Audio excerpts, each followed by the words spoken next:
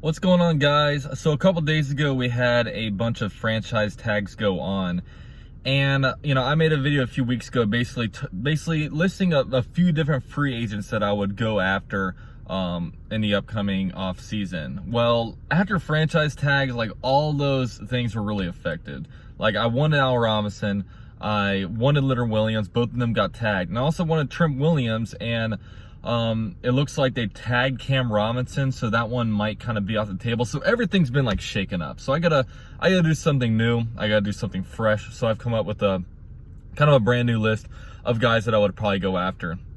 Now, in my opinion, I think the Jaguars are going to probably spend pretty close up to the cap for a couple reasons. One, I think that, Urban Meyer, he did not take the Jaguars job because he thought he could win in 2022.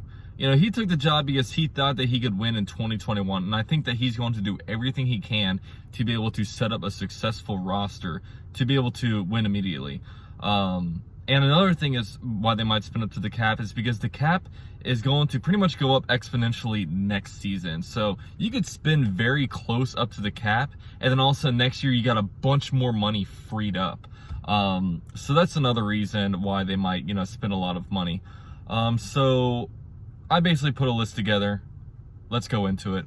Number one, I have Jonnu Smith. Now, Jonnu Smith, he's a very good tight end. Actually, upon doing more research on him, he's a lot better than I thought he was, and I think he's pretty underrated. He's a guy that he's not a typical tight end where, you catch the ball for a 10-yard gain and you go down. I mean, he's a guy, like, they've given him the ball in the backfield, and he looks like A.J. Brown sometimes back there. Like, he moves very well. He's very versatile. You can do a bunch of different stuff with him. Great catch radius. And obviously Urban Meyer in his last press conference, he stated that, like, the tight end room basically needs to be completely revamped. I mean, it wasn't a good day if you're a Jaguars tight end on the roster, because Urban Meyer threw a lot of shade. You know what I mean? Threw a lot of shade at the tight end position.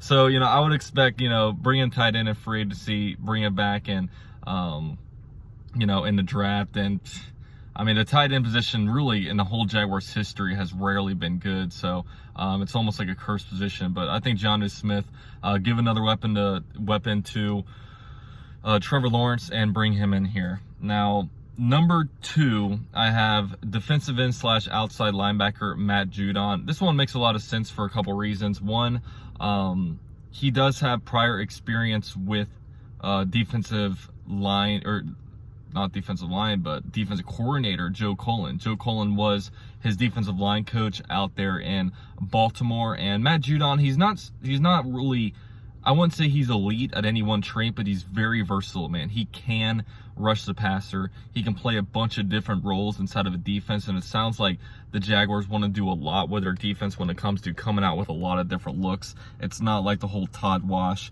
I'm running a 4-3 and that's all I'm doing. Like, it sounds like Joe Cullen wants to be very innovative with his defense, and he wants to do a lot of stuff with it.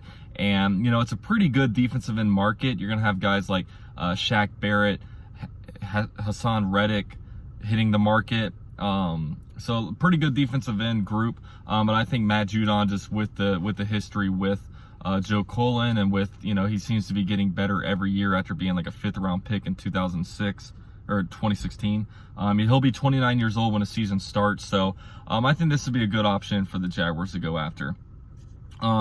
Number three would be Shelby Harris, defensive tackle for the Broncos. Now, defensive end, it's a good group. Defensive tackle, not as good, man. Not as good on the interior line. And, one thing that Urban Meyer did note, and, like, he reads my mind, man. I've been preaching this for a while, and that is to, build from the defensive line back. I've told you guys that we need to make sure this defensive line is good, and I'm okay with the cornerback group, the safety group not being as good. But, to be successful, we got to make sure that the defensive line is good. So I expect the Jaguars to, sign a defensive end and a defensive tackle in free agency, and then also supplement that with the draft. So, I have defensive tackle Shelby Harris. I think this would be a good option for the Jaguars to go after. Just, he helps out with pass rush. He helps out with, with especially run defense. So really, we just need more bodies at that spot. We're so weak at the defensive tackle spot. We really don't, besides Devon Hamilton, like, we don't have much there, man. We don't have much. So that's a group that really needs some focus. So I would expect the Jaguars to sign one high-end guy on a multi-year contract and then supplement that with, some more maybe 1 year cheaper deals. So those are 3 of the kind of big contracts I give out, big multi-year contracts. And then after this, I'm supplementing this with a bunch of 1 year prove-it type of deals based on these guys' history. Now, it's obvious we need wide receiver. But what wide receiver do we need? Kenny Galladay, he's going to get a big contract somewhere. I think he's too similar to DJ Chark, so I don't necessarily want that. Urban Meyer preached speed. There's also Curtis Samuel, but I think he's going to be too rich for my blood. I think he's going to get a lot more money than people think. So I don't know if I'm going after Curtis Samuel. And plus, like, he hasn't had a whole lot of production. So speed. Urban Meyer noted speed. He wants speed. The guy that I would bring in on a 1 year deal is Will Fuller. Now, Will Fuller has he struggled with injury history in the past. In this past year, he had some issues with performance enhancing drugs. So this is going to be a 1 year type of deal kind of guy, but man, he is very effective once he's on the field. Very, very effective. This is a guy that I would definitely want to maybe go after, but also I supplement this with draft picks. Like I think, I think the Jaguars, with either in the first round or second round, they're going to bring in a wide receiver. And then, once Will Fuller, once he's done with his 1 year rental deal, he can go. Jaguars can figure out they want to re-sign him, or he probably goes somewhere else. So, this is a move that I would probably do. Like, I couldn't imagine it'd be a dream scenario for me for going into next year with Will Fuller and Kadarius Toney. Combine that with DJ Chark. And DJ Chark, I think he's very underrated. I'm probably higher on DJ Chark than most. We saw what he could do in 2019, but man, 2020 was a bad year for Jaguar quarterback playing. We saw many circumstances where he was open downfield and the ball just completely sailed on Gardner Minshew, Mike Lennon, Luton, whoever was at quarterback, and it really took a downfall to him. So I think DJ Chark is highly underrated.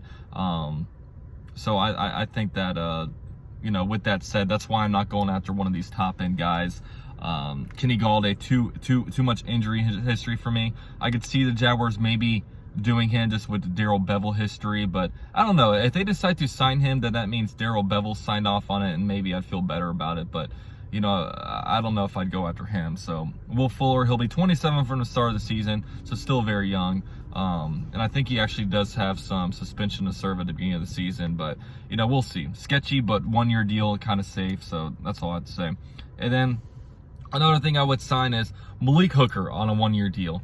Malik Hooker, we need a safety. We need a free safety and over the top safety, sideline to sideline safety. And Malik Hooker's been very good, but his downfall is the injury history, man. I know the injury history is scary, but I signed him to a 1 year deal and then I draft a safety. That's just my thing. I don't want to pay a safety a lot of money.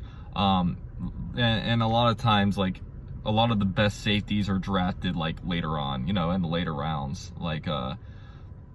And so I kind of hope to do the same thing. And then maybe Daniel Thomas at the strong safety spot, maybe he can kind of supplement that. But I know there's like John Johnson out there from the Rams, but like I said, I don't want to give a big multi-year contract to a safety. I'd rather allocate that money elsewhere. So that's one thing.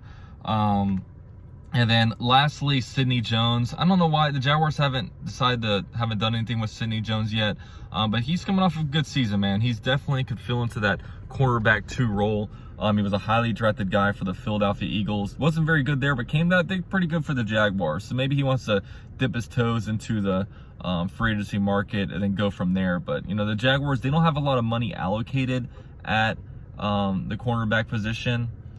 So, maybe they go out there and sign like a Shaquille Griffin, a guy that's a little more expensive on the market. Kind of similar to how they had, and Jalen Ramsey's second year, they had him and they signed AJ Boye to a lot of money. Maybe they do something similar with CJ Henderson, but, we'll just have to see. So those are a list of guys that I would go after. I'd love to know your guys' thoughts. Free agency, it starts in, just a few days. So it's going to be a lot of fun, man. It's going to be back to when the Jaguars, to 2015, 2016, where we had a lot of money. Now we can be participants in free agency instead of getting rid of guys. So it's going to be a lot of fun. Let me know what your guys' thoughts are. And as always, Duval, let's get it.